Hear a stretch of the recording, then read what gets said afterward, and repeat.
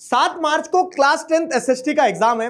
अगर मैं आपसे कहूं कि इस वीडियो को देखने के बाद में वो एग्जाम 80 नंबर का नहीं 75 नंबर का ही रह जाएगा। क्यों? क्योंकि 5 नंबर इस वीडियो को देखने के बाद पक्के किए जा सकते हैं। और वो कैसे? क्योंकि 5 नंबर का आपका सेगमेंट होता है मैप वर्क का, और मैप वर्क के लिए सीबीएसई हर साल एक सर्कुलर इशू करती है और उस सर्कुलर में सारे मैप आइटम्स आपको बता दिए जाते हैं। जी हां, एग्जाम में क्या 5 नंबर के मैप वर्क आना है ये सीबीएसई खुद आपको पहले ही बता देता है। करना क्या होगा? करना बस ये होगा कि हमें उतना पढ़ के जाना है। तो hello everybody, this is Digraj Singh Rajput, welcome to our channel. और इस वीडियो में हम वही सारे के सारे मैप आइटम्स को बहुत अच्छे से एक बार पढ़ेंगे, आखिरी बार पढ़ेंगे। आपको क्या करना है मैं पहले बोल दूं, उसके बाद में वीडियो पॉज करना है और कुछ मैप लेकर बैठना है अपने पास में। इंडिया के पॉलिटिकल मैप लेकर बैठना है और उन इंडियन पॉलिटिकल मैप्स में अपन प्लॉट करते चलेंगे। नोट्स में आपको दूंगा, नोट्स में आपको दे दूंगा। वीडियो खत्म होगा, टेलीग्राम चैनल पर जाकर आप पीडीएफ डाउनलोड कर लेना। लेकिन अपने नोट्स से बेहतर कुछ हो सकता है दुनिया में? कुछ नहीं हो सकता है। तो खुद भी मार्क करते चलना।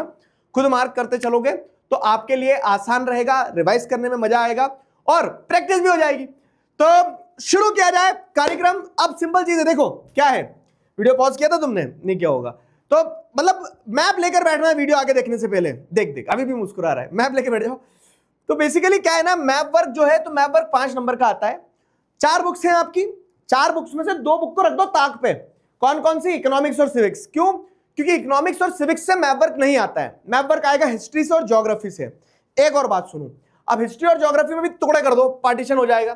तो मैप वर्क जो आपका आता है, तो मैप वर्क में क्या कहानी बाबू? मैप वर्क में आता है हिस्ट्री जो है, हिस्ट्री आता है आपका 2 नंबर का और ज्योग्राफी आता है आपका 3 नंबर का, और ऐसे करके 5 नंबर का टोटल मैप वर्क बनता है। ठीक है? तो हिस्ट्री जो 2 नंबर का मैप वर्क आता है ना, मजे की बात, उस 2 नंबर के लिए आपको सिर्फ एक ही चैप्टर पढ़ना है। हिस्ट्री में हम बहुत सारे चैप्टर पढ़ते हैं, 4 चैप्टर पढ़ते हैं पूरा बोर्ड्स के लिए, लेकिन उन 4 में से सिर्फ एक ही चैप्टर नेशनलिज्म इन इंडिया जो है। और नेशनलिज्म इन इंडिया के भी क्या है, कांग्रेस सेशन के 3 पॉइंट्स। ये जो 3 पॉइंट्स है कांग्रेस सेशन के 1, 2, 3, और कांग्रेस सेशन के अलावा जो सत्याग्रह मूवमेंट है तो उसके 3 पॉइंट 1, 2, 3, खेदा, चंपारण, अहमदाबाद और जलियांवाला बाग और दांडी मार्च। तो 3, 3, 6 और 7, 8 पॉइंट्स कहां लगना है इंडिया के मैप में, इतना ध्यान रखना है बस आपको। और इन 8 पॉइंट्स को अगर आप ध्यान रखोगे तो आपके 2 नंबर पक्के हैं। चलो भाई, आगे आने वाले 10 मिनट में 2 नंबर पक्के कर रहे हैं। 2 नंबर डन डना डन करते हैं। समझ में आ गई ना कहानी? तो ये सिंपल स्ट्रैटेजी देखो, इस वीडियो को देखने के बाद में ये फील करना है कि मात्र 75 नंबर का पढ़ना है। ठीक है, 5 के तो पक्के हो गए। चलो भाई, तो शुरू किया जाए कार्यक्रम।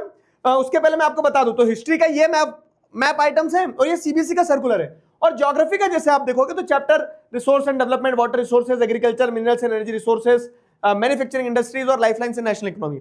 अब इसमें क्या है ना, इसमें देखो बीच में यहाँ पे चैप्टर 2 जो है, तो चैप्टर 2 से कोई मैप वर्क नहीं आना है। चैप्टर 2 से मैप वर्क नहीं आना है, समझ गए ना? कोई मैप वर्क नहीं आना है। तो 1, 3, 4, 5, 6 और 7th नंबर का जो चैप्टर है लाइफलाइंस ऑफ नेशनल इकोनॉमी, आपने चैप्टर स्कूल में पढ़ा नहीं होगा। तो इस चैप्टर से बोर्ड एग्जाम में थ्योरी कुछ नहीं आनी है, only map work will come in exam. ठीक है, only map work will come in exam, will be asked in exam. तो इस चैप्टर का सिर्फ मैप वर्क ही पढ़ना है। ठीक है, पोर्ट्स मतलब सी पोर्ट्स और एयरपोर्ट्स, ये पढ़ना है अपने को। सी पोर्ट्स और एयरपोर्ट्स। कहानी समझ में आ गई? तो पहले हिस्ट्री उठाते हैं अपन। हिस्ट्री के लिए एक पॉलिटिकल मैप लेकर आ जाओ आप। तो क्या कहानी है देखो, प्लॉट करते चलना। देखो ये वीडियो आप रिकॉर्डेड देख रहे हो, बट फील लो। ठीक है, हम तो मन से जुड़े ना, फील लो कि आप ये लाइव पढ़ रहे हो। तो जैसे अगर हम देखें तो इंडियन नेशनल कांग्रेस सेशन की अगर बात करें तो इंडियन नेशनल कांग्रेस सेशन में क्या है, 3 इंडियन नेशनल कांग्रेस सेशन हुए हमारे, कोलकाता, नागपुर और मद्रास। मैप पे मेरे साथ प्लॉट करते चलना। मैं नोट्स के फॉर्म में आपको ऐसे नोट्स दे दूंगा, ये नोट्स पूरे दे दूंगा, लेकिन आप प्लॉट करते चलोगे तो आपके लिए आसानी रहेगी। तो जैसे अगर देखें इंडियन नेशनल कांग्रेस सेशन की अगर बात करें तो 3 इंडियन नेशनल कांग्रेस सेशन हुए। कौन कौन से? कलकत्ता, नागपुर और मद्रास। अब कलकत्ता के इंडियन नेशनल कांग्रेस सेशन में क्या हुआ था, कहानी ध्यान रखना, तो रटना नहीं पड़ेगा आपको। ध्यान हो, सितंबर 1920 में नॉन कोऑपरेशन मूवमेंट का प्रपोजल रखा था। ठीक है, सितंबर का जो 1920 का कांग्रेस सेशन था, लिखा हुआ है यहाँ पे। ठीक है, तो एनसीएम का, नॉन कोऑपरेशन मूवमेंट का प्रपोजल कि नॉन कॉपरेशन मूवमेंट कर लें का, तो उस टाइप से प्रपोजल रखा था। कहां पे? कोलकाता में। तो अब आपको पता है कहां है कलकत्ता? उस समय कलकत्ता था, तो कलकत्ता ये रहा, समझ में आया? तो ये आपका फर्स्ट वाला पॉइंट हो गया। अब सुनो मेरी बात, आपको एग्जाम हॉल में क्या दिया जाएगा ना, आंसर राइटिंग के लिए एक आंसर शीट दी जाएगी, उसके साथ साथ में एक मैप भी दिया जाएगा, और उस मैप पे लोकेटिंग और लेबलिंग दो तरह के काम होते हैं। तो जैसे मान लो कि एक पॉइंट लिखा हुआ है, ऐसा यहाँ पे एक पॉइंट लगा हुआ है ऑलरेडी, और उस पॉइंट के आगे लिख दिया उन्होंने क्या, ए लिख दिया है, और एक क्वेश्चन लिख दिया, identify the Indian National Congress session, जो कि इंडियन नेशनल कांग्रेस सेशन किस चीज के लिए हुआ था, जहां पे नॉन कॉपरेशन मूवमेंट प्रपोज किया था। ठीक है, क्योंकि ये लोकेट लेबल के लिए दोनों तरह से पूछा जा सकता है। तो अगर ऐसा सवाल आता है कि identify the Indian National Congress session where the proposal for non cooperation movement was passed, ठीक है, तो वो कौन सा है नॉन कॉपरेशन मूवमेंट का प्रपोजल वाली जगह? ए, कलकत्ता, सितंबर 1920। ध्यान रहेगा, सवाल कैसे ही पूछ लो, अगर आपने अपने पॉइंटर को पकड़ के रखा है तो चीजें आसान रहेगी आपके लिए। Got my point? आपको पॉइंटर को पकड़ के रखना है तो चीजें आसान रहेगी। सितंबर 1920 में कलकत्ता सेशन जो है, यहाँ पे नॉन कॉपरेशन मूवमेंट का प्रपोजल रखा गया था। ठीक है, नॉन कॉपरेशन मूवमेंट का प्रपोजल रखा गया था। अब आते हैं नागपुर पे। तो नागपुर में क्या हुआ था? तो जो प्रपोजल यहाँ रखा था ना, तो वो नागपुर के कांग्रेस सेशन में, नागपुर का कांग्रेस सेशन कब हुआ था? तो ये पॉइंटर्स, अच्छा मैप जब करोगे ना, खिचड़ी मत बना देना मैप की, वहां पे सोफिस्टिकेटेड तरीके से, साफ तरीके से, जैसे बायोलॉजी के डायग्राम में लेबलिंग करते समय टीचरों ने सिखाया होगा ना कि अलाइनमेंट रहना चाहिए, कि एक लाइन में लगे वो सारी चीजें, ऐसे एक लाइन में लिखे। तो जैसे यहाँ पे फर्स्ट कलकत्ता, ठीक है, मैं इसको साफ सुथरे तरीके से करके बता रहा हूं, कलकत्ता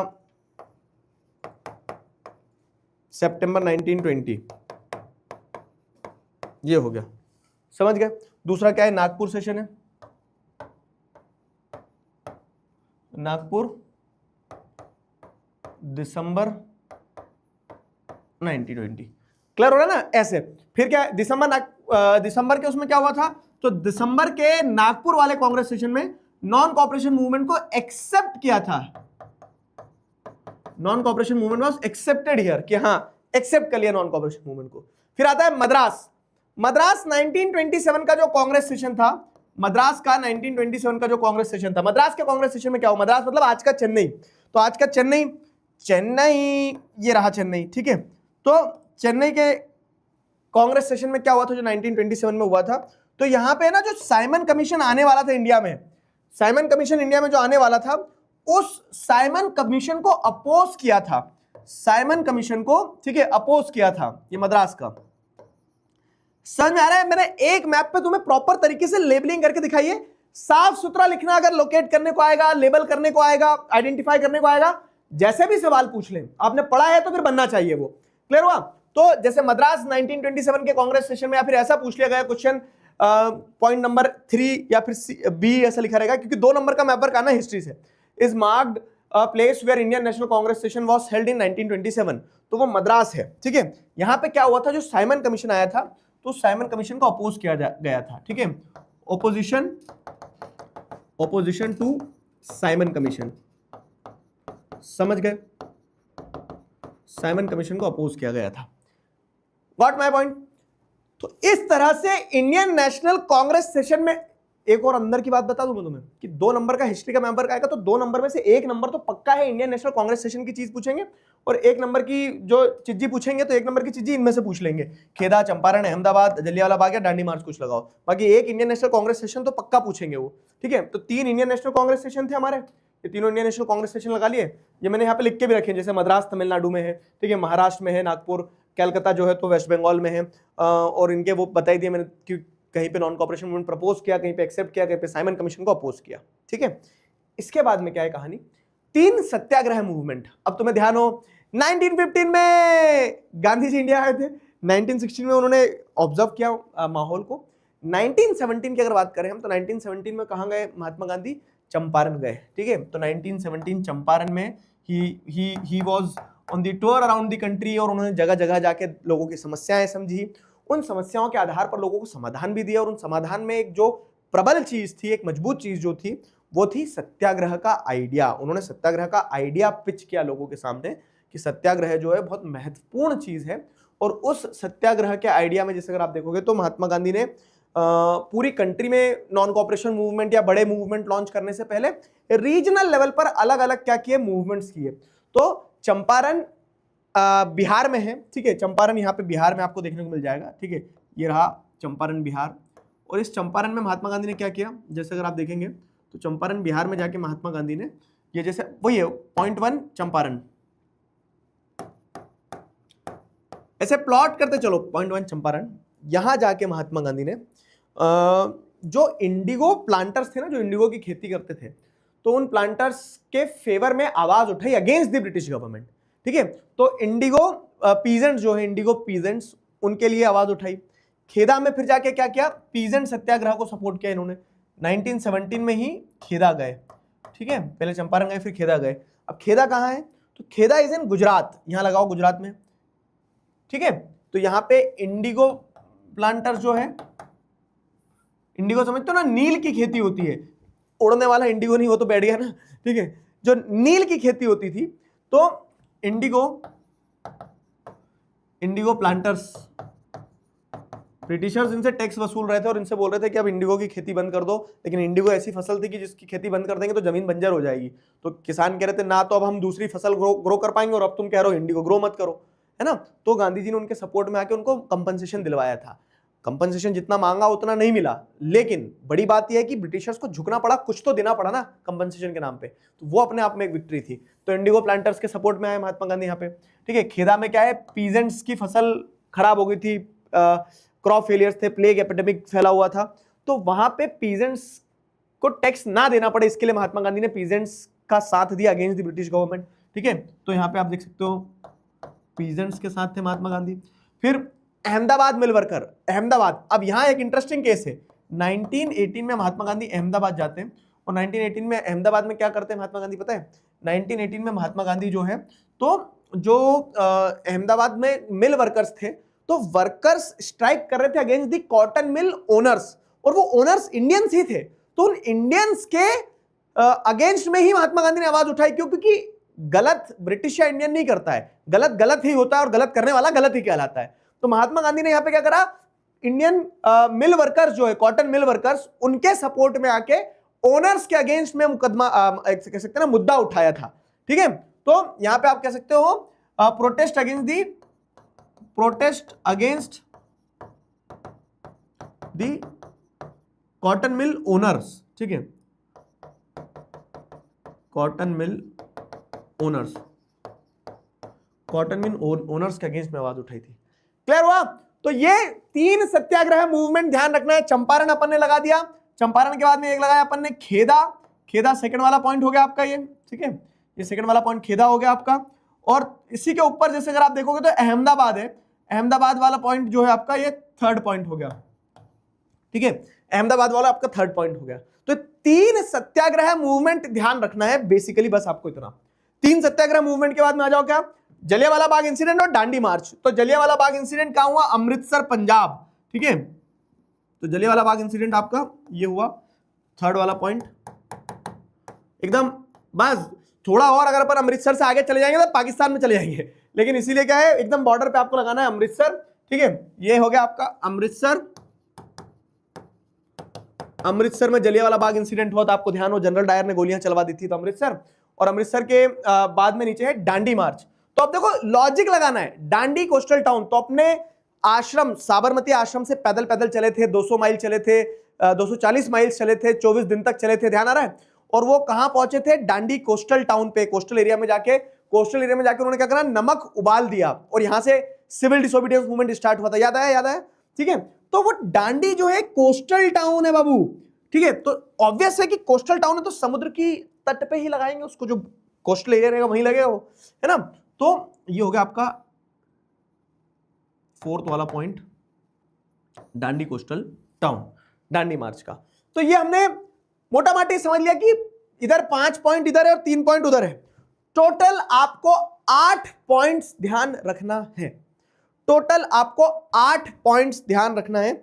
और ये जो 8 पॉइंट्स हैं, इन 8 पॉइंट्स के आधार पर आप क्या देखेंगे, इन 8 पॉइंट्स के आधार पर आपका एक पूरा का पूरा क्या बन गया है, मैप वर्क बन गया, 2 नंबर पक्के हो गए।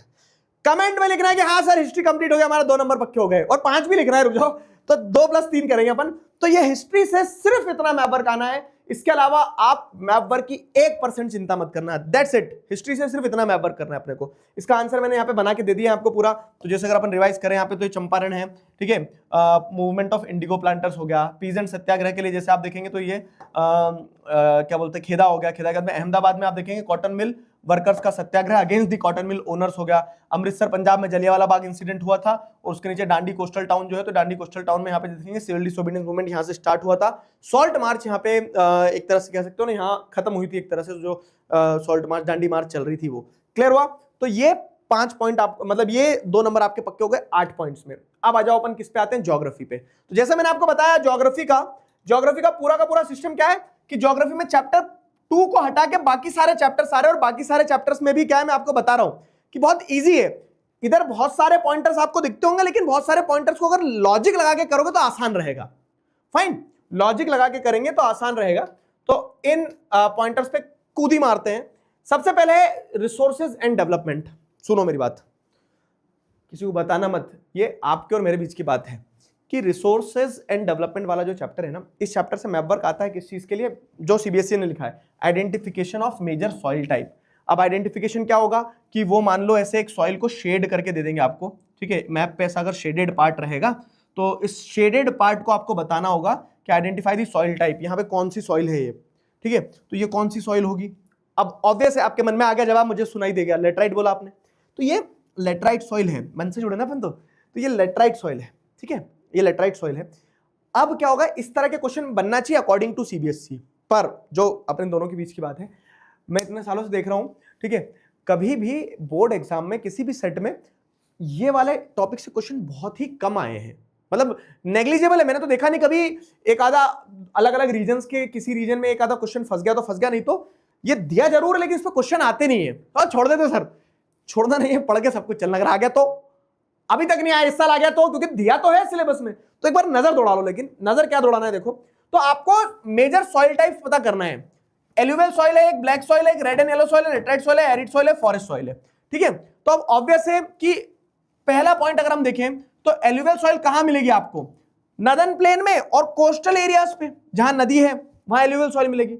ब्लैक सॉइल जैसे आप देखोगे तो गुजरात, महाराष्ट्र, मध्य प्रदेश का ये वाला पार्ट जो है, तो ये ब्लैक सॉइल वाला पार्ट हो गया।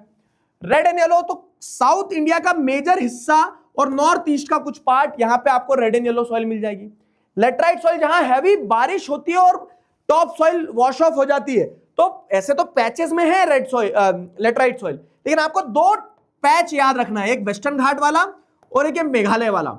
ये 2 पैचेस जो है, इन 2 पैच में आपको मेजर लेटराइट सॉइल मिलेगी, 2 पैच में मेजर लेटराइट सॉइल मिलेगी, ठीक है, ये हो गया। एरिड सॉइल तो ऑब्वियस है कि अरावली माउंटेन रेंज है और रहेगी हमेशा, ठीक है। तो अरावली माउंटेन रेंज के वेस्ट में जैसे अगर आप देखोगे तो राजस्थान का ये वाला एरिया जो ड्राई एरिया है वो एरिड सॉइल कहलाता है, ठीक है। फिर क्या है, फॉरेस्ट सॉइल, तो फॉरेस्ट सॉइल पूरे माउंटेन, इसका हिंट क्या है देखो, इसको माउंटेन सॉइल भी कहते हैं, तो पूरा माउंटेन वाला जो रीजन है, जम्मू कश्मीर, हिमाचल प्रदेश, उत्तराखंड, सिक्किम, अरुणाचल प्रदेश, ये वाला जो रीजन है, तो यहां पे आप क्या लिख सकते हो, फॉरेस्ट सॉइल लिख सकते हो। अब आप बोलोगे सर खिचड़ी बना दी आपने, तो पहली बात तो आपको मार्क नहीं करना, आएगी तो आइडेंटिफिकेशन के लिए आएगी, और आइडेंटिफिकेशन के लिए अगर आएगी तो चैप्टर 1 का ये जो मैप है आपका, नजर दौड़ाओ, ये एलुवियल सॉइल है आपकी पहली, ठीक है, ये पहली वाली एलुवियल सॉइल, पहला लगा दिया अपन ने, ठीक है। मैं 1 2 3 इसमें लिख देता हूँ, 1 2 3 4 5 6, है ना। रेड एंड येलो, फिर ब्लैक सॉइल, तो ये ब्लैक सॉइल सेकंड हो गया आपका। रेड एंड येलो सॉइल, तो ये red and yellow soil third हो गया आपका। देखो ये पूरा पैच में है ना। फिर आती है लेटराइट सॉइल, तो मैं आपको बोल रहा हूँ लेटराइट सॉइल में आपको एक ये वाला पैच और ये वाला पैच ध्यान रख लो, बाकी छोटे छोटे टुकड़े ध्यान रखने की जरूरत नहीं है, ठीक है। तो ये आपका हो जाएगा कौन सा, 4th वाला लेटराइट। फिर उसके बाद क्या है, एरिड सॉइल, तो ये 5th वाली आपकी हो गई एरिड सॉइल, ठीक है। और 6th वाला आपका है फॉरेस्ट सॉइल, तो ये ऊपर की जो सॉइल है ये 6th वाला आपका है, ये पूरा का पूरा फॉरेस्ट सॉइल। गॉट इट, सीधा सिंपल सटीक टू दी पॉइंट लिखना है बस, ठीक है। ये हो गया आपका फॉरेस्ट सॉइल, क्लियर, ये हो गया आपका फॉरेस्ट सॉइल। अब चैप्टर 2 से मैप नहीं आना, चैप्टर 1 का करवा दिया ज्योग्राफी का, चैप्टर 3 पे आ जाओ। चैप्टर 3 में क्या है, हाँ, ज्योग्राफी ऑल टोटल 3 नंबर की आएगी, तो 3 नंबर में ये सारे चैप्टर पढ़े, थोड़ा ज्यादा।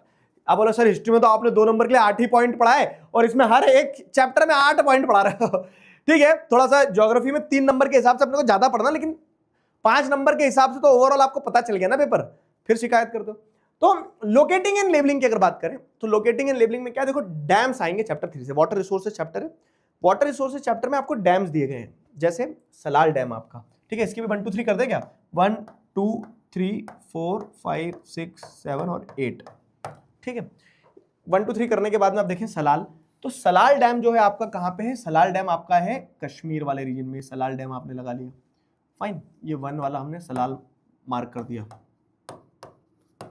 लगाते चलना क्योंकि मैं भी आपको हिंट दूंगा। हाँ, फिर क्या है, भाखरा नंगल डैम, तो पंजाब और हिमाचल प्रदेश की बॉर्डर पे but situated in Himachal Pradesh, Himachal Pradesh में सिचुएटेड है, ये आपका हो गया भाखरा नंगल, पॉइंट करो, भाखरा नंगल डैम, ठीक है, भाखरा नंगल डैम हो गया। टेहरी डैम, तो आप जैसे देखेंगे भागीरथी अलकनंदा आती है ऊपर से, ठीक है, उत्तराखंड में, तो यहां पे आपको टेहरी डैम मिल जाएगा, भागीरथी पे आपको टेहरी डैम मिल जाएगा, टेहरी डैम थर्ड वाला। फिर उसके बाद में राणा प्रताप सागर, तो मध्य प्रदेश और राजस्थान में जैसे ये जो टर्न है चंबल रिवर जहां से घूमती है, तो यहां पे आपको राणा प्रताप सागर, ठीक है, ये हो गया हमारा 4th वाला राणा प्रताप सागर। ऑब्वियस है, राजस्थान में है, महाराणा प्रताप से जुड़ा हुआ है, राणा प्रताप सागर, ठीक है, ऐसे लॉजिक लगाना है थोड़ा सा, ठीक। तो जैसे अगर आप देखेंगे तो सलाल डैम हो गया, भाखरा नंगल हो गया, ऐसे भांगड़ा से भाखरा नंगल ऐसा कुछ ध्यान रखते, तो पंजाब के पास में हिमाचल प्रदेश है, उसमें हो गया भाखरा नंगल, ठीक है। टेहरी, टेहरी डैम जो है तो टेहरी रीजन है, तो उस पे से टेहरी डैम हो गया उत्तराखंड में। राणा प्रताप सागर, तो महाराणा प्रताप से राणा प्रताप राजस्थान में आपको ध्यान रहेगा, ठीक है, राणा प्रताप सागर। पढ़ने के बारे में पता है सबसे मजेदार चीज क्या है, कि रटोगे तो रटते रह जाओगे, जीवन भर रटते रह जाओगे, और जब कनेक्ट करना शुरू कर दोगे ना कि एक पॉइंट को यहां से ऐसे जोड़ दिया, इसको ऐसे जोड़ दिया, तो बहुत इजी हो जाती है चीजें, ठीक है। तो ये राणा प्रताप सागर हो गया। सरदार सरोवर, सरदार वल्लभ भाई पटेल कहां से थे, गुजरात, ठीक है, गुजराती थे, तो यहाँ पे सरदार वल्लभ भाई पटेल के नाम पे बहुत बड़ी स्टैच्यू भी बनी उसी डैम के पास में, तो ये सरदार सरोवर डैम हो गया आपका, ठीक है। ये हो गया 5th सरदार सरोवर, सरदार सरोवर, सरदार सरोवर हो गया। सरदार सरोवर के बाद में हीराकुंड। अब हीराकुंड की बात करें अगर, तो हीराकुंड कहाँ है, हीराकुंड की अगर बात करें तो हीराकुंड जैसे अगर आप देखेंगे तो महानदी रिवर है, कहाँ पे, उड़ीसा में। इस महानदी रिवर पे अब देखो मैप में क्या ना थोड़ा 19-20 चलता है, जैसे अगर आप राणा प्रताप सागर को यहाँ की जगह थोड़ा यहाँ कर दो, यहाँ कर दो, चलेगा, यहाँ मत लगाना, यहाँ लगाओगे बोलेगे कि ये भी तो राजस्थान है सर, तो ये गलत हो जाएगा, लेकिन थोड़ा 19-20 चलता है, तो जैसे आपका महानदी थोड़ा इधर भी हो सकता है, थोड़ा इधर भी हो सकता है, लेकिन अगर तुम यहाँ लगा दो उड़ीसा में महानदी तो वो गलत हो जाएगा, ठीक है। तो सॉरी, कौन सा डैम था, Hirakud on the river Mahanadi, तो हीराकुंड डैम ये रहा आपका, हीराकुंड डैम, ठीक है, 6th वाला पॉइंट है ये आपका हीराकुंड, हीराकुंड हो गया। हीराकुंड के बाद में आपका क्या अगला, नागार्जुन सागर। अब देखो ये है तेलंगाना और ये है आंध्र प्रदेश, पहले एक ही था, तो तेलंगाना और आंध्र प्रदेश की बॉर्डर पे जो डैम है उस डैम के हिसाब से डिवीजन कर दिया उन्होंने। ये है हमारा नागार्जुन सागर डैम, ठीक है, नागार्जुन सागर डैम 6-7, नागार्जुन सागर डैम,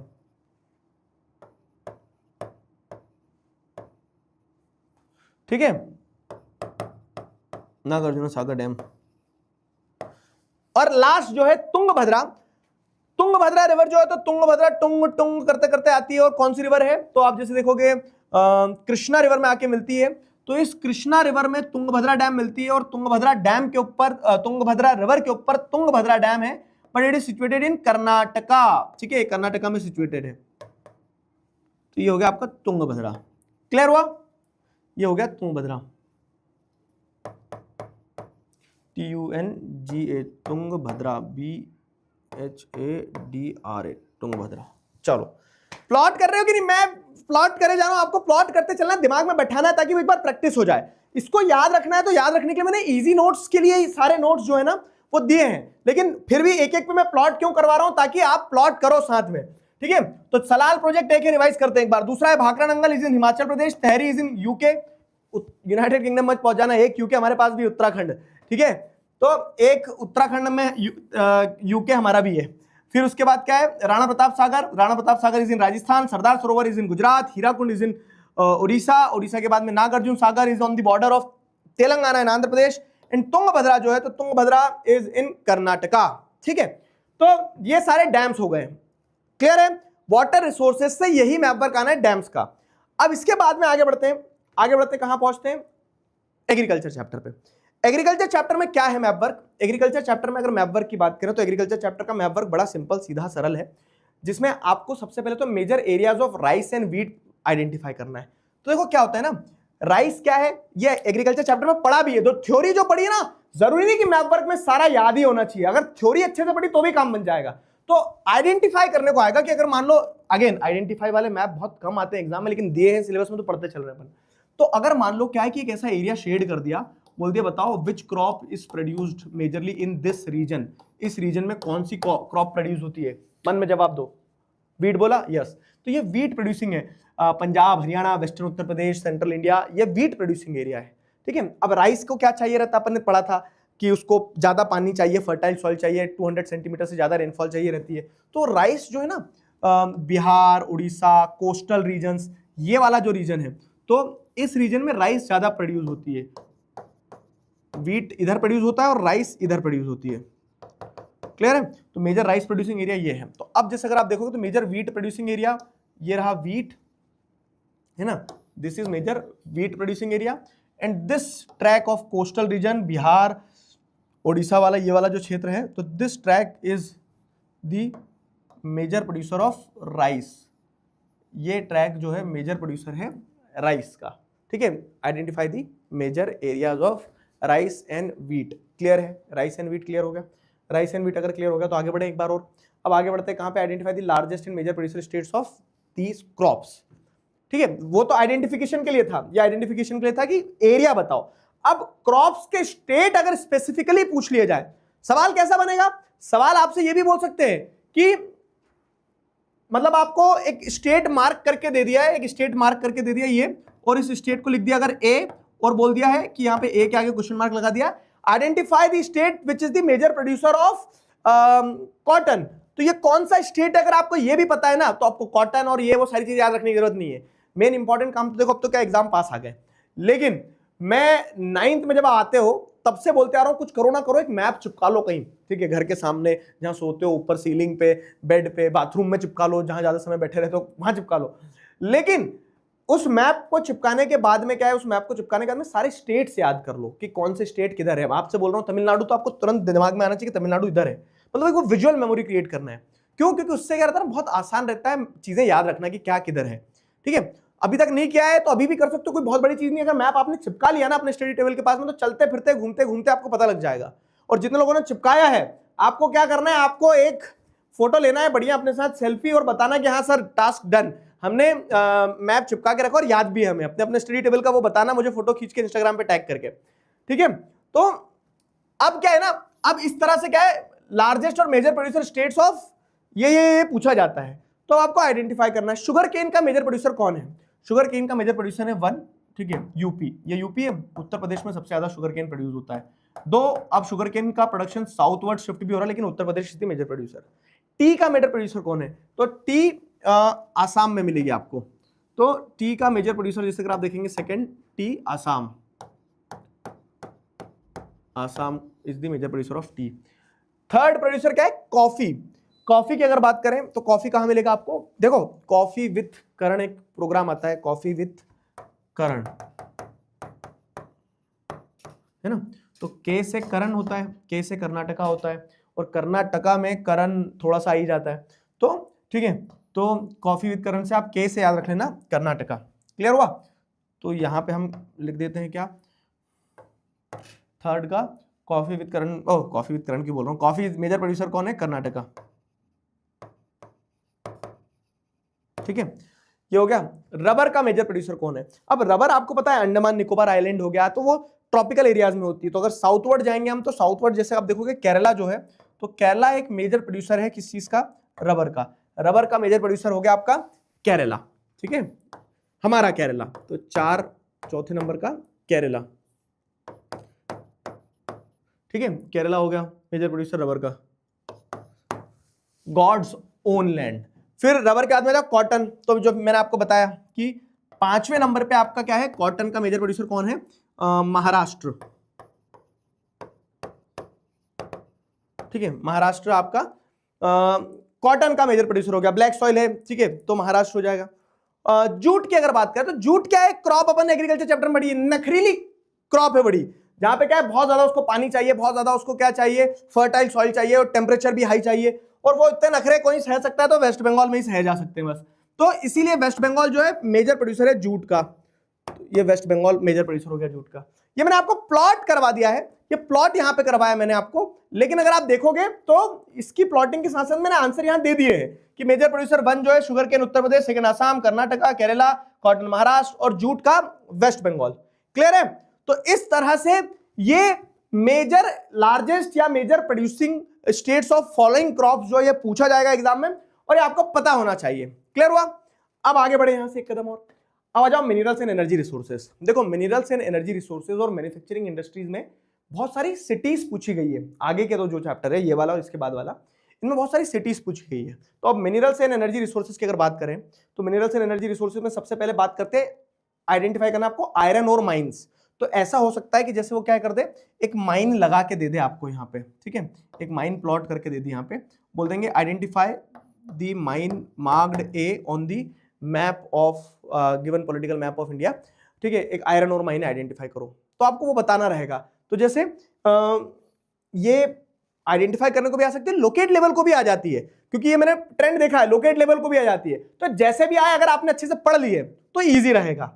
अच्छा, इसमें भी 3 नंबर में तुम्हें 1 नंबर गारंटी करवा सकता हूं कि चैप्टर 7 में से 1 नंबर, और ये ऑप्शन में भी आते हैं कि identify need 2 out of the 3, तो वो आसान बन जाता है अपने लिए, है ना। तो चैप्टर 7 में से 1 पक्का आना है, क्योंकि चैप्टर 7 बोर्ड एग्जाम में थ्योरी पार्ट में कुछ नहीं आ रहा है, लेकिन हाँ मैप वर्क ही आ रहा है। तो मैप वर्क जब आ रहा है तो पूछेंगे जरूर 1 नंबर का, या तो सी पोर्ट या एयरपोर्ट 1 नंबर का पक्का पूछेंगे। आज देखो अपन ये वीडियो देख रहे हो आप, और एग्जाम हॉल में जाओगे तब आपको फील होगा कि यार ये वीडियो वर्थ इट था, एक एक मिनट इस वीडियो का वर्थ इट था, क्योंकि इसमें जो चीजें बताई उन्हीं से मैप वर्क आता है।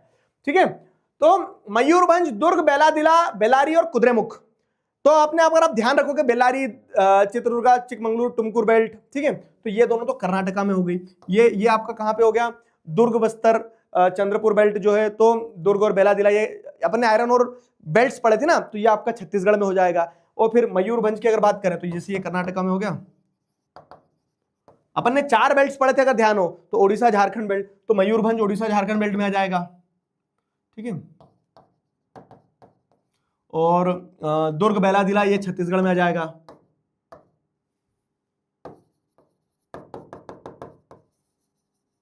ठीक, चलो, तो अब जैसे अगर आप देखोगे यहाँ पे, तो यहाँ पूरा प्लॉट क्या हुआ है, मयूरभंज इज इन उड़ीसा, ये मयूरभंज आपका उड़ीसा में है। ठीक है, लगाते चलना फटाफट, मयूरभंज इन उड़ीसा, 1 लिखा हुआ है वैसे तो 1। दुर्ग जो है, तो दुर्ग देखो छत्तीसगढ़ को याद रखना भी जरूरी है।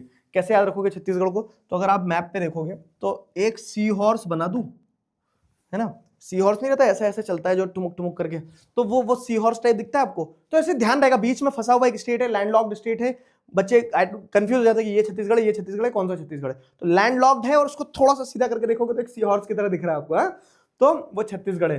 छत्तीसगढ़ के मतलब एकदम सी हॉर्स के पेट में मारोगे ना तो आपको दुर्ग पहुंच जाओगे आप। ठीक है, तो ये दुर्ग है बीच में। ठीक है, दुर्ग आयरन और माइन, दुर्ग के नीचे क्या है, बेलादिला, बेलादिला हम्प ऑफ द ऑक्स, समझते हो ना, नाम कैसे पड़ा उसका, बेलादिला। सुनो भाई मेरी बात, ड्राइंग पे जज नहीं करोगे, मैं अच्छी ड्राइंग बना रहा हूं, लेकिन जल्दी जल्दी बना रहा हूं। ये तो पूंछ आ गई, मुंह किधर आएगा, ये मुंह आ गया, ये बैल हो गया। ठीक है अब बेलादिला, तो बैल की जो ऐसी हम्प रहती ना, ध्यान हो तो ऐसी, ये तो उसी के नाम पर इसका नाम रखा गया है बेलादिला। ठीक है, बेलादिला छत्तीसगढ़ में है, बेलादिला छत्तीसगढ़ में है। बेल्लारी, बेल्लारी कहां पे है, तो बेल्लारी कर्नाटका में, ये रही बेल्लारी, और उसी के नीचे जैसे आप देखो कोस्टल रीजन में है कुद्रेमुख, तो बेल्लारी और कुद्रेमुख, बेल्लारी के बाद में कुद्रेमुख। तो ये 5 माइंस जो है आयरन और माइंस हमने यहाँ पे प्लॉट कर दिए। 5 आयरन और माइंस है, 5 आयरन और माइंस अपने को क्या करना है, ध्यान रखना है। क्लियर हुआ, 5 आयरन और माइंस ध्यान रखना है, प्लॉट कर लिया।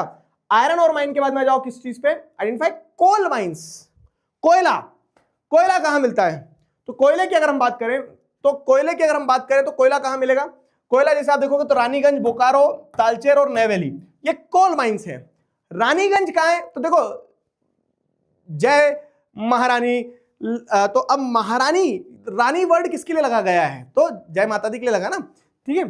तो ऑब्वियस है कि वेस्ट बंगाल में लक्ष्मी दुर्गा पूजा होती है, तो रानीगंज, ठीक है। जैसे अगर आप देखोगे तो रानीगंज आपका वेस्ट बंगाल में है, थोड़ा सा ऊपर की तरफ, ठीक है। वेस्ट बंगाल में रानीगंज है, ऐसे याद रख लेना। रानी से देवी माँ, जैसे भी दुर्गापुर भी आएगा तो दुर्गापुर भी वेस्ट बंगाल में, तो ध्यान रहेगा दुर्गा जी, दुर्गा माँ को रानी माँ बोलते हैं, तो उस टाइप से ये वेस्ट बंगाल आपका ध्यान रहेगा आपको, वेस्ट बंगाल, ठीक है। रानीगंज, फिर क्या है? बोकारो। तो रानीगंज के जस्ट बाजू में है बोकारो। बोकारो, झारिया, रानीगंज एक ही लाइन में, कोल फील्ड से सारी। तो बोकारो भी आपका किधर हो जाएगा? बोकारो जैसे आप देखेंगे तो ये सेकंड वाला बोकारो झारखंड में हो गया। इसके नीचे आप जैसे आएंगे तालचेर, तालचेर और नैवेली, तो ये सब एक ही लाइन में है, तालचेर और नैवेली। नैवेली तमिलनाडु में, तालचेर ये उड़ीसा में। ये देखो ये ऐसा एक लाइन में ध्यान रख लेना। तो ये तालचेर हो गया उड़ीसा में, और नीचे की तरफ नैवेली जो है तमिलनाडु में हो गया। 4 कोल माइंस के पॉइंटर्स हैं, बड़े सिंपल है, लगा दिए हमने। एक बार फिर से रिकॉल करें इसको, मैप में प्लॉट करते चलना। रानीगंज वेस्ट बंगाल, बोकारो झारखंड, उड़ीसा में आपका तालचेर, और नैवेली इज इन तमिलनाडु। बड़ा सिंपल, 4 कोल माइंस हो गई हमारी। 4 कोल माइंस के बाद में जाओ, आयरन हो गया, कोल हो गया। ऑयल फील्ड्स, अब ऑयल फील्ड में क्या करना है? जोड़ी बनाना है। जोड़ी कैसे बनाओगे आप? तो जोड़ियां ऐसे बनाना है, देखो दिग्बोई और नाहरकटिया की एक जोड़ी बना दो, मुंबई हाई और बेसिन की एक जोड़ी बना दो, मुंबई हाई और बेसिन की एक जोड़ी बना दी, कालोल और अंकलेश्वर की एक जोड़ी बना दो, ठीक है। तो 3 जोड़ियां बना दी आपने, रब ने बना दी जोड़ियां, ठीक है, मैप वर्क ने बना दी जोड़ियां। तो अब दिग्बोई और नाहरकटिया जो है, तो दिग्बोई, दिग्गी भाई, तो इसमें दिग्गी भाई जो है तुम्हारे कहां चले गए? आसाम चले गए, ठीक है। तो 1 और 2 जो है, तो ये दोनों आसाम में है, ध्यान रखना। मुंबई हाई और बेसिन जो है दोनों ऑफ शोर माइंस है। ऑफ शोर का मतलब क्या होता है? आवाज करती है क्या सर? नहीं, ऑफ शोर मतलब कि जमीन से बाहर है, समुद्र में है। तो समुद्र में कहाँ है? तो मुंबई हाई, तो ऑब्वियस है मुंबई के पास ही है मुंबई हाई, ठीक है। और मुंबई हाई के ऊपर की तरफ है बेसिन, ठीक है। मुंबई हाई और बेसिन, तो जैसे अगर आप देखेंगे तो मुंबई हाई 3rd और बेसिन 4th। मुंबई हाई और बेसिन ऐसी 2 माइंस हैं जो ऑफ शोर है, समुद्र के लैंड से हटके है बाहर, ठीक है। समुद्र के लैंड से हटके बाहर है मुंबई हाई और बेसिन, ऑफ शोर माइंस है। कालोल और अंकलेश्वर, कालोल और अंकलेश्वर क्या है? तो कालोल और अंकलेश्वर भी एक जोड़ी है, और ये दोनों जोड़ी कहां पे है? बंटी और बबली की जोड़ी, ये गुजरात में है, ठीक है। कालोल और अंकलेश्वर गुजरात में है, कालोल एंड अंकलेश्वर, ठीक है। ये दोनों पॉइंट जो है तो 5-6 इस तरह से, कालोल ऊपर है, कालोल एंड अंकलेश्वर, ठीक है। 5 नंबर का पॉइंट, 6वें नंबर का पॉइंट। और दिग्बोई और नाहरकटिया जो मैंने बताया, तो दिग्बोई आपको ऊपर मिल जाएगा और नाहरकटिया आपको नीचे मिल जाएगी, दिग्बोई नाहरकटिया, ठीक है। तो दिग्बोई फर्स्ट है और नाहरकटिया सेकंड है। क्लियर? यही मैंने आपको यहाँ प्लॉट करके दिया है। ये रहा फर्स्ट वाला आपका, ठीक है, फर्स्ट वाला दिग्बोई, सेकंड वाला नाहरकटिया, मुंबई हाई। मतलब ये बहुत ज्यादा ऑफशोर हो गया, लेकिन मैं आपको बता रहा हूँ 19-20 चलेगा। तो समुद्र के तट पे है, ऑफशोर है, कौन सा? समुद्र के तट पे ऑफशोर है मुंबई हाई, और ऊपर बेसिन, ऑफशोर महाराष्ट्र, और ये दोनों गुजरात के हैं। कालोल ऊपर है, नीचे अंकलेश्वर है, ठीक है। तो ये 6 ऑयल फील्ड्स ध्यान रहेगी, बड़ा सिंपल है। 6 ऑयल फील्ड्स हो गई हमारी। 6 ऑयल फील्ड्स के बाद में अगला आ जाओ क्या? लोकेटिंग एंड लेबलिंग के लिए thermal power plant. Thermal power plant क्या है?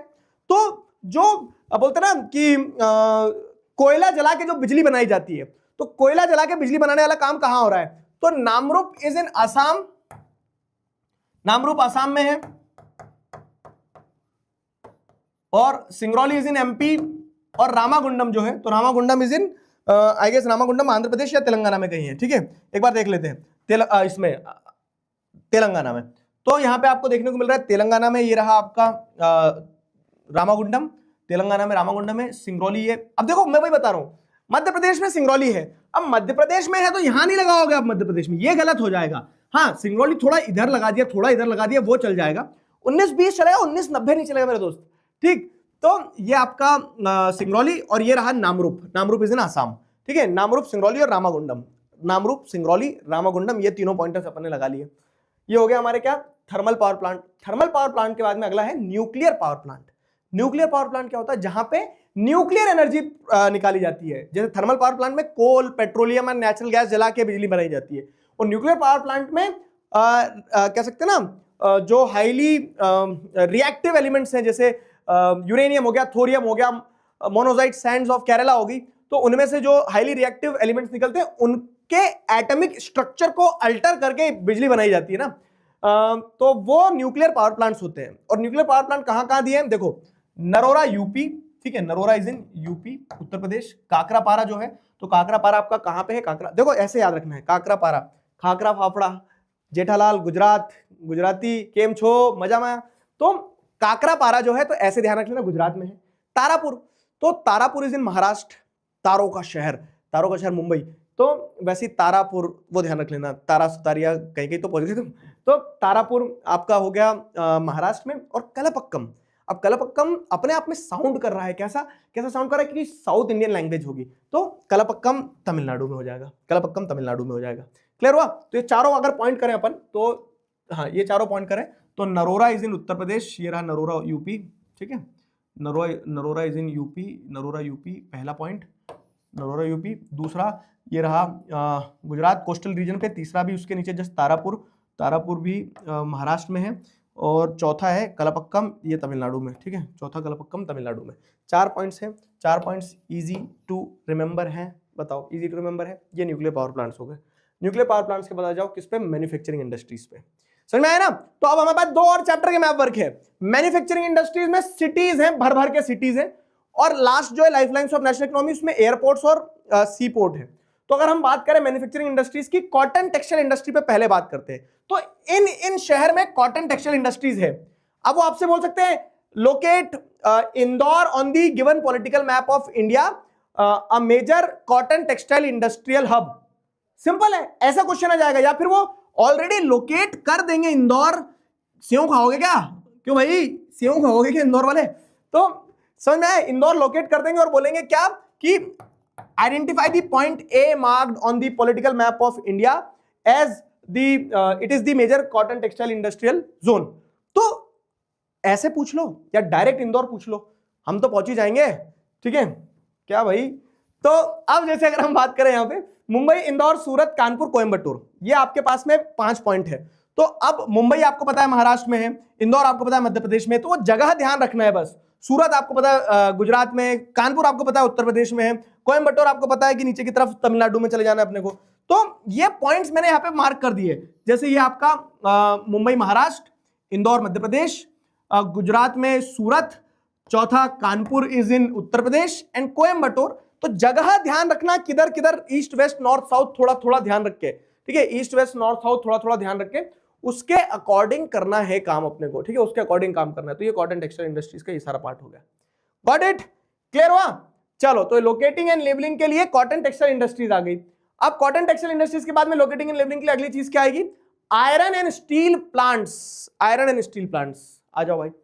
आयरन एंड स्टील प्लांट्स की अगर बात करें तो आयरन एंड स्टील प्लांट्स में क्या आ जाएगा आपका, आयरन एंड स्टील प्लांट्स में आ जाएगा दुर्गापुर, बोकारो, जमशेदपुर, भिलाई, विजयनगर और सलेम, ठीक है। तो सेम वही पैटर्न, जैसे दुर्गापुर मैंने आपको बताया, दुर्गा जी से आप ध्यान रख लो, वेस्ट बंगाल में। बोकारो और जमशेदपुर, तो बोकारो तो भी आपने ध्यान रखा था किसमें, आयरन और मतलब वो जो मेजर प्रोड्यूसिंग एरिया है उसमें ध्यान रखा था आपने। तो बोकारो झारखंड में है, फिर क्या है जमशेदपुर भी झारखंड में, जैसे जमशेदपुर जैसे झारखंड, ऐसे ध्यान रख लेना। भिलाई इज इन छत्तीसगढ़, ठीक। तो इसी क्रोनोलॉजी में जैसे अगर आप देखोगे तो सारा लगा हुआ है यहाँ पे। तो ये रहा क्या, सबसे पहला वाला पॉइंट जो है दुर्गापुर वेस्ट बंगाल। सेकंड वाला पॉइंट जो है हमारा, तो सेकंड वाला पॉइंट अपन ने ये लगा लिया बोकारो झारखंड में, और तीसरा जमशेदपुर जो है, तो जमशेदपुर भी, ये तीसरा जमशेदपुर भी झारखंड में, तीनों पास कर दिए। भिलाई इज इन छत्तीसगढ़, फिर भिलाई के बाद में आ जाओ किस चीज पे, भिलाई के बाद में आ जाओ विजयनगर पे। विजयनगर एम्पायर था कर्नाटका में, ध्यान है, तो विजयनगर कर्नाटका में विजयनगर। और उसके बाद में सलेम जो है, तो सलेम इज इन तमिलनाडु, ये रहा सलेम तमिलनाडु में। क्लियर हुआ? Salem is in Tamil Nadu. Clear? Simple, सीधा, सटीक। ये आपको आयरन एंड स्टील प्लांट्स की सिटीज ध्यान रखना कि iron and steel plants majorly कहां है। आयरन एंड स्टील प्लांट्स के बाद में आ जाओ किस पे, software technology park, IT industries. Manufacturing industries में आपने अलग अलग इंडस्ट्रीज ही तो पढ़ी है। तो अब अगर हम बात करें किस चीज की, सॉफ्टवेयर टेक्नोलॉजी पार्क की, तो सॉफ्टवेयर टेक्नोलॉजी पार्क में क्या है, नोएडा, गांधीनगर, मुंबई, पुणे, हैदराबाद, बेंगलुरु, चेन्नई, तिरुवनंतपुरम। अब इसमें से आप, अब चलो 2 मिनट के लिए सब हाथ पैर नहीं, मैं हाथ पैर घड़ी करता हूं और तुम लोग दिमाग लगाओ, ठीक है, मैप पे लगाने की कोशिश करो। आपको क्या क्या पता है? नोएडा आपको पता है दिल्ली के पास में, दिल्ली के पास में, तो दिल्ली के पास तो ये भी है, ये भी है, ये भी है, क्या लगाओगे? तो दिल्ली के जस्ट लगा हुआ एनसीआर में यहाँ नोएडा हो गया आपका, है ना, तो ये आपका नोएडा हो गया। एक्सरसाइज करते हैं जरा दिमाग से। गांधीनगर कहाँ है? गांधीनगर गुजरात में है, ध्यान रहेगा, गांधीनगर गुजरात में, यहाँ पे लगा दिया। मुंबई तो आपको पता ही है, 8-10 बार लगा चुके, तो मुंबई लगा दिया। पुणे आपको पता है, जैसे अगर मान लो कि ये मुंबई है, तो मुंबई के बाद में इधर क्या है, ये वेस्टर्न घाट, और वेस्टर्न घाट कूद के इधर आओगे तो इधर पुणे है ना, तो ऐसे मुंबई पुणे ये हो गया, मुंबई पुणे। मुंबई पुणे के बाद में क्या है, हैदराबाद। तो हैदराबाद कहाँ है भाई साहब? तेलंगाना की कैपिटल हो गई हैदराबाद, है ना, तेलंगाना की कैपिटल हो गई हैदराबाद, तो ये हैदराबाद लगा दिया आपने। तो इस टाइप से क्या है ना, थोड़ा एक्सरसाइज करो। बेंगलुरु क्या है? बेंगलुरु आपको पता है कि ये तो आईटी कैपिटल ऑफ इंडिया है, कर्नाटका की कैपिटल है बेंगलुरु, तो बेंगलुरु लगा दिया हमने, ठीक है। चेन्नई, चेन्नई आपको पता है, चेन्नई पहले भी लगा चुके हो आप, और आगे भी लगाओगे, अभी चेन्नई पोर्ट लगाओगे। तो आधी चीजें तो आपने रिपीटेटिव टर्म्स में, अब आप जिसे देख रहे हो ना मैप वर्क में इतने सारे पॉइंट्स हैं, तो आधे से ज्यादा पॉइंट तो रिपीट हो रहे बार बार। मुंबई 15 बार तो आ गया मुंबई कम से कम, है 15 ज्यादा बोल दिया मैंने, ठीक है। तो चेन्नई हो गया। तिरुवनंतपुरम, तिरुवनंतपुरम केरला में है, ये तिरुवनंतपुरम यहाँ लगा दिया अपन ने, ठीक है। तो सिमिलरली वही मैंने सारा का सारा आपको यहाँ पे प्लॉट करके दे दिया। यूपी और दिल्ली एनसीआर रीजन कह सकते हो आप। ये रहा पहला नोएडा, गांधीनगर गुजरात में ये लगाया, गांधीनगर गुजरात में, है ना। तीसरा मुंबई ये लगाया, मुंबई, और फिर ये मुंबई के बाद में बताया ना वेस्टर्न घाट, और वेस्टर्न घाट की इस तरफ कूदोगे तो पुणे है। पुणे के बाद में फिर क्या लगाया हमने, हैदराबाद, तेलंगाना में ये लगा दिया, और कर्नाटका में ये लगा दिया अपन ने बेंगलुरु, बेंगलुरु के बाद में चेन्नई, और चेन्नई के बाद में तिरुवनंतपुरम ये रहा। तिरुवनंतपुरम 8th नंबर पे कैपिटल ऑफ केरला, NIT के लिए भी जाना जाता है, तिरुवनंतपुरम हो गया। सॉर्टेड। लोकेटिंग लेवलिंग में हमने ये सारे के सारे सॉफ्टवेयर टेक्नोलॉजी पार्क्स लगा दिए।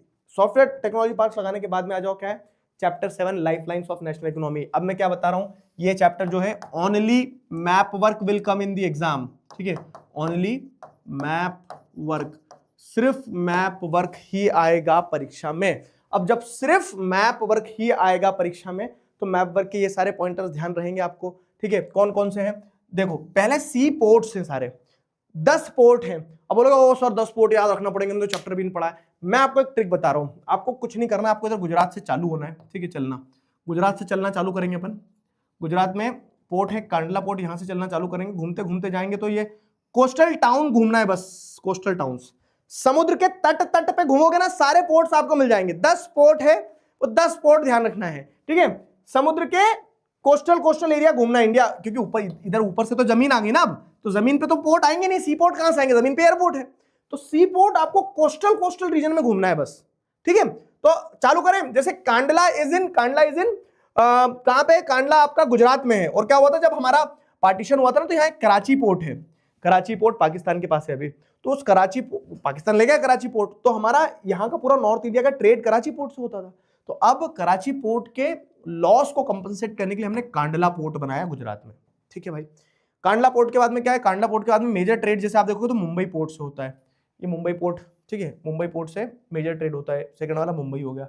मुंबई के बाद में थर्ड क्या है, मारमागांव पोर्ट, तो Marmagao port is in Goa, ठीक है, ये थर्ड वाला Marmagao port is in Goa, ये 1 हो गया, ये 2 हो गया, ये 3 वाला मारमागांव पोर्ट हो गया। फोर्थ वाला क्या है, न्यू मैंगलोर पोर्ट, तो कर्नाटका में जैसे अगर आप देखोगे तो ये फोर्थ वाला न्यू मैंगलोर पोर्ट है, ठीक है, न्यू मैंगलोर पोर्ट हो गया। फिफ्थ वाला क्या है, कोच्चि, तो कोच्चि इज इन केरला, तो केरला में कोच्चि पोर्ट हो गया आपका फिफ्थ वाला। कोस्टल ट्रैक चल रहा है, 5 इधर हो गया, 5 इधर करना है अब वेस्टर्न कोस्टल मार्जिन का सबसे नीचे वाला कोच्चि हो गया मेजर पोर्ट।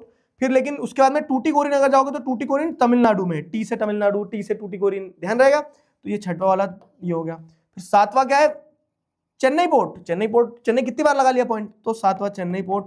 फिर क्या है, आठवां विशाखापट्टनम, तो एक बढ़िया लैंडलॉक्ड पोर्ट जो है हमारी कंट्री का वो विशाखापट्टनम आंध्र प्रदेश में है। ये सातवां के बाद में आठवां विशाखापट्टनम आंध्र प्रदेश हो गया। एक और ऊपर जाएंगे, नौवां पैराद्वीप। कमेंट में बताओगे कौन से आयरन और प्रोड्यूसिंग बेल्ट का सारा आयरन और ईस्ट एशिया में एक्सपोर्ट किया जाता है पैराद्वीप पोर्ट के थ्रू। कमेंट में बताना। पैराद्वीप पोर्ट जो है अपने थ्योरी में पढ़ा है मिनरल्स एंड एनर्जी रिसोर्सेज में कि पैराद्वीप पोर्ट से आयरन और एक्सपोर्ट होता है, ठीक है, जापान तक। तो पैराद्वीप पोर्ट से किस बेल्ट का आयरन और एक्सपोर्ट होता है। और पैराद्वीप के ऊपर जैसे चले जाओगे तो हल्दिया, कोलकाता रिवराइन पोर्ट है, रिवर आ रही है वहां से, कौन सी, भागीरथी हुगली। तो उस भागीरथी हुगली के पानी से कोलकाता के पोर्ट को ऑपरेशनलाइज किया जाता है। लेकिन जो नेचुरल पोर्ट है वो नेचुरल पोर्ट कौन सा है? हल्दिया। ठीक है, हल्दिया नेचुरल पोर्ट है वहां पे जो कोलकाता को सप्लीमेंट करता है, हल्दिया पोर्ट। ठीक है, हल्दिया पोर्ट है। तो ऐसे 10 पोर्ट है जो ध्यान रखना है आपको। अब इसको अगर अपन यहां देख लें तो ये आपके लिए बड़ा सिंपल हो गया, ये आपके लिए बड़ा सिंपल हो गया। ठीक है, क्या हो गया? बड़ा सिंपल, ये बड़ा सिंपल हो गया। जैसे कांडला, मुंबई, मारमागांव, ठीक है, न्यू मैंगलोर, न्यू मैंगलोर के बाद में कोच्चि, कोच्चि के बाद में नीचे टूटिकोरिन, टूटिकोरिन में चेन्नई, चेन्नई के बाद विशाखापट्टनम, विशाखापट्टनम के ऊपर आप चले जाएंगे तो पैराद्वीप, पैराद्वीप के ऊपर हल्दिया। सिंपल। कितने लोग कॉन्फिडेंटली बोल सकते हैं हाँ एक बार में 10 ध्यान हो गए? ठीक है, एक बार में 10 के 10 ध्यान हो गए, बताओ, है ना? बड़ा सिंपल है।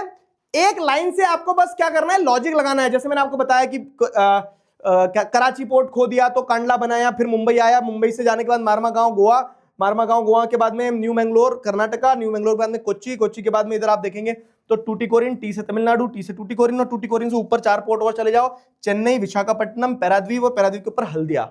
क्लियर है? सिंपल। अब सी पोर्ट के बाद में आ जाओ एयरपोर्ट्स पे। सुई एयरपोर्ट क्या है? तो एयरपोर्ट तो बहुत सारे हैं देश में। हमें क्या करना है? हमें लोकेट लेवल करना है इंटरनेशनल एयरपोर्ट्स, और जो कि 6 इंटरनेशनल एयरपोर्ट्स को करना है। अब देखो क्या है, मैं बता रहा हूं ना, बहुत सारे पॉइंट आपके रिपीट हुए। अमृतसर पढ़ा अपन ने हिस्ट्री वाले मैप में, अमृतसर फिर आ गया। तो अमृतसर में जो इंटरनेशनल एयरपोर्ट है जिसका नाम है राजा संसी श्री गुरु रामदास जी इंटरनेशनल एयरपोर्ट, तो ये लोकेटिंग के लिए भी आ सकता है, लेबलिंग के लिए भी। मैंने आपको बता भी दिया है कि इस चैप्टर से 1 नंबर का मैप वर्क पक्का है। पूरी ज्योग्राफी 3 नंबर की आएगी, लेकिन 3 नंबर में से 1 नंबर इस चैप्टर से पक्का आएगा। ठीक है, तो आपको ये 6 पॉइंट और पीछे वाले 10 पॉइंट ध्यान रखना है। तो अमृतसर राजा संसी, तो अमृतसर तो आप लगा ही चुके हो, तो ये अमृतसर आपने राजा संसी इंटरनेशनल एयरपोर्ट लगा दिया। दिल्ली, दिल्ली आपको पता ही है, दिल्ली तो बीच में रखा है, दिल्ली तो दिल है। ठीक है, तो दिल्ली जैसे आप देखेंगे तो इंदिरा गांधी इंटरनेशनल एयरपोर्ट हो जाएगा। मुंबई तो छत्रपति शिवाजी महाराज की जय, ये मुंबई हो गया। तो आपका 1 2 है ना 3, फिर उसके बाद क्या है? मुंबई के बाद में चेन्नई, चेन्नई। अब देखो ये सारे पॉइंट आप मल्टीपल टाइम्स लगा चुके हो। ठीक है, सारे पॉइंट्स आप मल्टीपल टाइम्स लगा चुके हो। तो ये चेन्नई हो गया, ये तो सब याद ही है, चेन्नई भी पढ़ चुके हैं। कोलकाता भी आप लगा चुके हो, कोलकाता कांग्रेस सेशन, तो ये कोलकाता मतलब कोलकाता कोस्टल टाउन से थोड़ा सा अंदर है। ठीक है, तो ये लेकिन है क्योंकि रिवराइन पोर्ट पे है वो, तो ये कोलकाता हो गया आपका चौथा, 5वां। कोलकाता के बाद में क्या है? नेताजी सुभाष चंद्र बोस, और हैदराबाद राजीव गांधी इंटरनेशनल एयरपोर्ट, तो ये हैदराबाद राजीव गांधी इंटरनेशनल एयरपोर्ट लगा दिया अपन ने। अब देखो पूरे एयरपोर्ट का एक भी पॉइंट ऐसा नहीं जो आपने पहले अभी तक के मैप वर्क में नहीं पढ़ा हो, सेम है, रिपीट हुआ है बस। तो ये मैप वर्क भी आपका बढ़िया बेहतरीन हो गया। ठीक है, तो इस हिसाब से अपना मैप वर्क कंप्लीट हुआ। अब आप लोग बताओ, है ना, 5 नंबर पक्के? यही मैप वर्क आना है, इससे बाहर मैप वर्क नहीं आना है। जिन बच्चों ने मैप लेके ईमानदारी से प्लॉट करके ये वीडियो बनाया, पूरा देखा है, बनाया तो मैंने, ठीक है, बहुत बढ़िया मेरे बच्चे, गुलू गुलू कर दूं तुम्हें मैं। बाकी जिन बच्चों ने सिर्फ वीडियो को देख लिया है 2 पे धा, बाबू क्या होता है ना, प्रैक्टिस करने से ध्यान रहता है। तो एक बार आप देख लिया है तो खुद से वीडियो बंद करके क्वेश्चन पेपर साथ में लेके, मतलब ये जो लिस्ट रहती है ना, ये पीडीएफ डाउनलोड कर लेना टेलीग्राम से, और ये जो लिस्ट रहती है तो इस लिस्ट को देख के एक बार बस तुम रिकॉल भी कर लोगे ना कि कहां कहां है, दिमाग में लगा लेना। मैप पे नहीं लगा रहा तो दिमाग में लगाने की कोशिश करना कि आपको पता है कि चलो उठाया नरोरा कहां है, ठीक है, उत्तर प्रदेश में है तो कहां है, उत्तर प्रदेश में आगे लगा दूं क्या बिहार के पास? नहीं। तो वो प्रैक्टिस करने से होगा, तो एक बार प्रैक्टिस जरूर कर लेना। बाकी अब मुझे पूरा कॉन्फिडेंस है कि अब हमें क्या करना है, एग्जाम के गैप डेज में बस 75 नंबर के लिए और मेहनत करना है। 5 नंबर तो मैंने तुम्हारे इस वीडियो के बाद में पक्के करवा दिए, है ना, डील डन। चलो भाई, तो इसी बात पे इस वीडियो को यहीं समाप्त करते हैं। तब तक अपना ध्यान रखो, मुस्कुराते रहो। अगले वीडियो में मिलते हैं। Signing off with this, together we can, we will. Thank you very much.